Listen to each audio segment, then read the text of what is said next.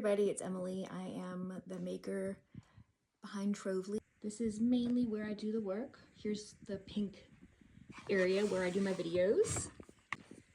So this is from Hobby Lobby. So the paint that I use is just the cheapo acrylic paint. It's acrylic craft paint. It's usually like $1. Here's what it looks like after it's painted. Get you a victim. Today I'm going to be doing this beanie baby. Nobody's playing with him. He's probably been sitting in a box for a while, and he's going to get a fabulous makeover where somebody will really appreciate him and look at him every day.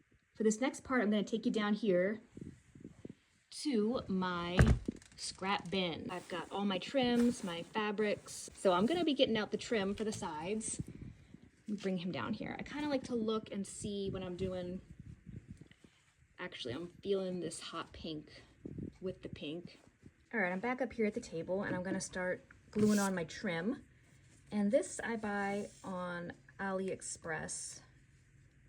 So it is very affordable there, but I know that they sell it at places. I know Walmart sells it, just not in the selection of colors. That's mainly the reason I'm using AliExpress to buy it. But this part I usually don't show on my videos just because it's really not like aesthetic or cute looking. You just kind of do a big glob of glue and then you kind of have to spread it to get it exactly on the line because you don't want the little trim bit going over. You want it just right up against it. It does take a bit of practice. My first few did not look super cute, but you get better at it, just like everything. And usually I will end the bit somewhere around the bottom because I know I'm gonna be putting fabric here, so that'll cover up, you know, this not cute part. So I've got a bit of just plain pink fabric here. Just gonna put that right in here. And I did wanna say, I find a lot of my fabrics at thrift stores and Goodwill. A lot of these are vintage, like little girl and baby clothes from the 50s and 60s, which I know are worth money, but they usually have stains on them.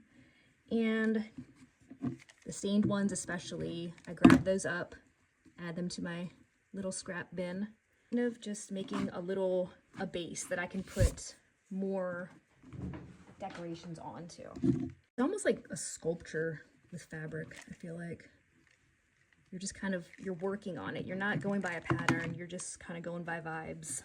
Okay, so now you can see that if I put something else on, it's gonna have a little base to sit on. This is definitely just cut off of a little, not a vintage dress, but a little girl's dress. And now that I look at it, I feel like that's too much pink. I think I wanna do a different color underneath of this to kind of give it a little contrast. This was also from AliExpress, just because I was using so much polka dot fabric and wasn't coming across it, so I just bought some cheapo polka dot fabric. Again, just kind of putting it on, seeing what looks good. Gonna do a bit of like an accordion fold to get a ruffle. I can just go back, tack down these little pieces. I'm gonna put on my pinky. Just going in. You go through a lot of hot glue doing this. I buy mine in bulk on Amazon, but you're probably not going to be making as many as I'm making, so just a small pack from wherever is fine. So for the clown hats, I use just a piece of paper. This is a slightly thicker envelope paper. You can use regular paper, you can use like a cereal box. You get a piece kind of about this shape and you just go in, making a little cone. And you've kind of got to eyeball about what size you want. Obviously it's going to get smaller to the top, so I know I can trim a little bit higher up and it'll be the right fit. So again, trusty glue gun. This is another kind of trial and error thing. You gotta, I mean, actually that's a pretty good size right there. I might make it a little bit smaller, maybe like Keep trying it on. It's about right. Back to my scrap bin. I've got this, I think this was from an old tablecloth that was covered in stains. So I'm gonna take my hat. I usually just put a little bit of glue in the very back and along the bottom. Trim off your extra. And then this part, I'm just gonna glue the inside and tuck these pieces in. That'll give it a little more sturdiness.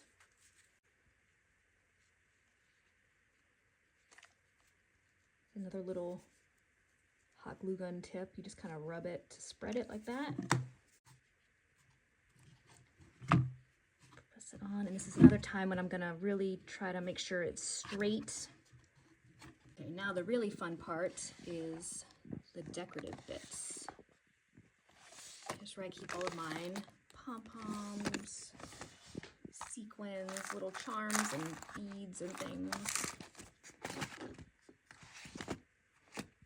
I'm gonna pick out, let's see, I'm thinking these guys to kind of match off that green.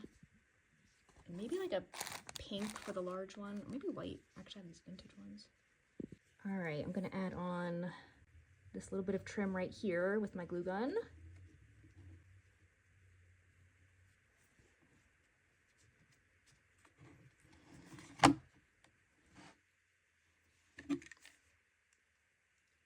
This is gonna serve two purposes. It's gonna cover up any little gluey mess ups, and it's also gonna help make it more secure.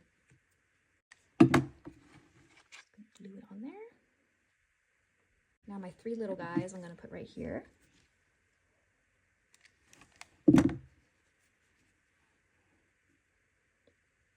Taking a little bit of that glue.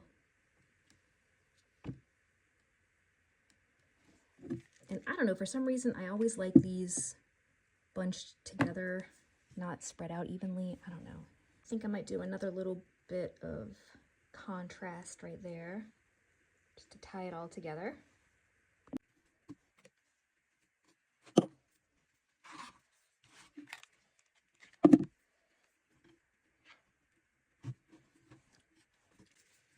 Just deciding if I want to do a pink or a white ribbon.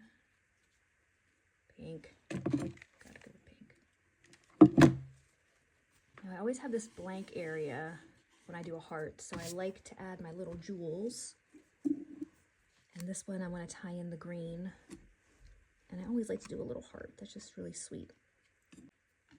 I will just spread the area with some matte Mod Podge. Oh, definitely won't do like that. Yeah, there we go.